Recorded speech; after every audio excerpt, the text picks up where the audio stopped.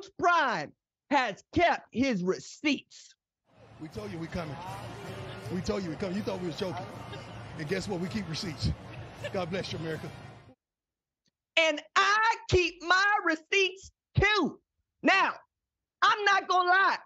When I saw how the Peoples was getting after us, for me ranking Colorado number 20 in my preseason poll, I had to ask, what is it that y'all think that I see that you don't see?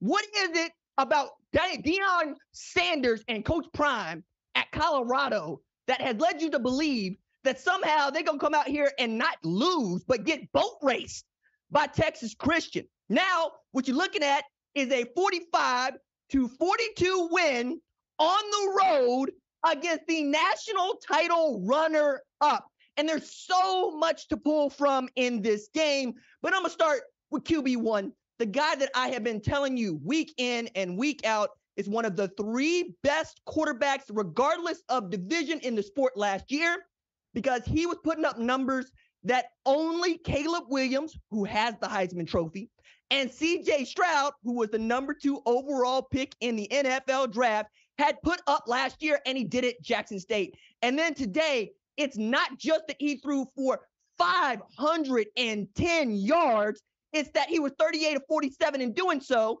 which means he completed 81% of his passes. 81% and over 5 bills on the national title runner-up, doing what Michigan could not do last year in the Fiesta Bowl. And that's just one aspect of what made this game outstanding for Colorado. The second that we have to get to is Travis Hunter announcing himself like we have never seen a two-way player announce himself in the 21st century. You really got to take it back to Charles Woodson for the last time that people were talking about talking about a player like Travis Hunter the way that they did today. 11 receptions for 119 receiving yards and an interception, and played over 110 snaps. I saw a snap count as high as 129. For perspective here, again, we're going to talk about it a little bit later, Ohio State and Indiana combined for just 56 offensive snaps in the first half, and yet the question was not, can Travis Hunter play? It's, can he keep up this level of productivity for the rest of the game? And that's exactly what he did on some big third down plays. He came up huge. When they had to have an interception in the end zone, he came up huge. He actually he nearly had 2 that really fell into his hands. And he's running routes, right? That's what he did all day. He ran routes with the offensive side of the ball, and he ran routes on the defensive side of the ball. Nothing about what he was doing was taking time off. I was really impressed with him and Shedeur Sanders, but those are 2 known commodities. Guys that announced themselves during this game are also Jimmy Horn, who also had 11 catches and over 100 yards. Dylan Edwards had 159 total yards and 4 touchdowns. Now, the thing that impressed me most about him is, as a true freshman, it's not just that they trust him to make plays. It's that he fumbled a football. TCU picked that ball up when he got points off of it. And what's that man do but come back and make a big play and take it to the house and get the game-winning score on really what was a game that was up for grabs, really, right? We're talking about a true freshman who has set a high mark that he wants to hit. He wants to be an All-American. And after today, you could see how that could be the case. Jimmy Horn, my goodness, Dylan Edwards, and then we're talking about Xavier Weaver, all guys that showed themselves to be huge, but none more than the offensive line. The question that many people had asked, and the one that I was most likely to field because it was coming from a nice place, is, RJ, I understand that you feel great about Coach Prime. Who doesn't? I understand that you feel great about Shedeur Sanders, even though many people don't. We all know that Travis Hunter is one of the better football players in the sport. But that offensive line, dog, are they going to be able to keep Shedeur Sanders upright to do what he knows how to do in the pocket?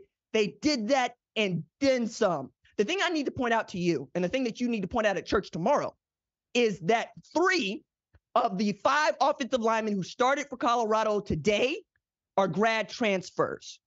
One of those guys, right, is also an upperclassman and one of just 3 starters that Coach Prime kept in the revamp of the roster playing at that guard spot. So they only had 1 underclassman on the offensive line, 4 upperclassmen on the offensive line, and it had its problems, right?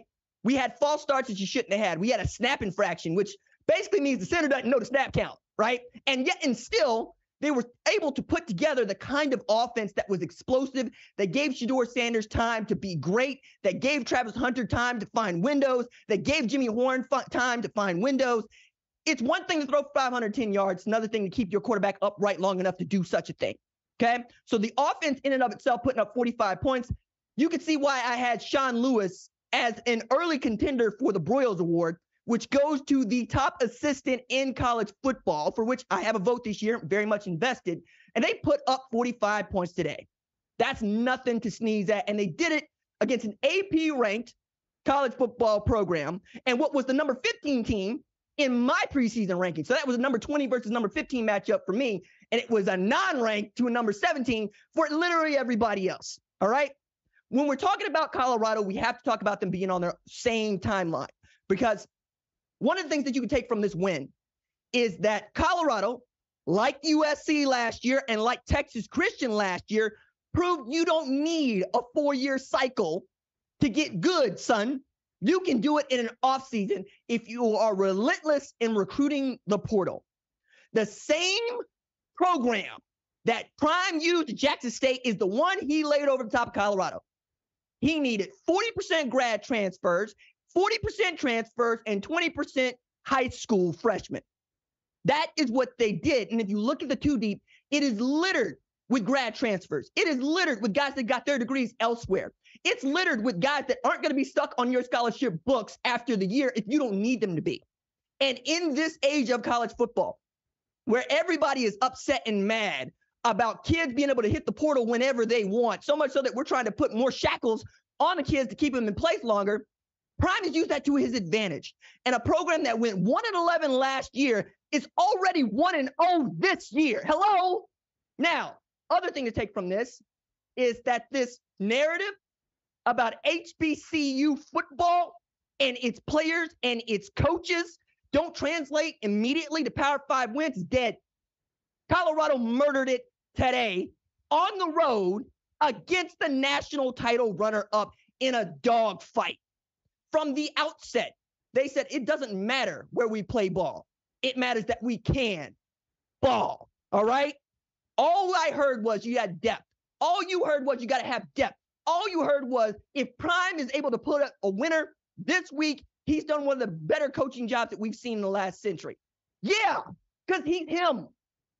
Again, I rank them not just because it's Prime. I rank them in part because of what other programs like his have done under similar circumstances. Lincoln Riley goes from Oklahoma to SC.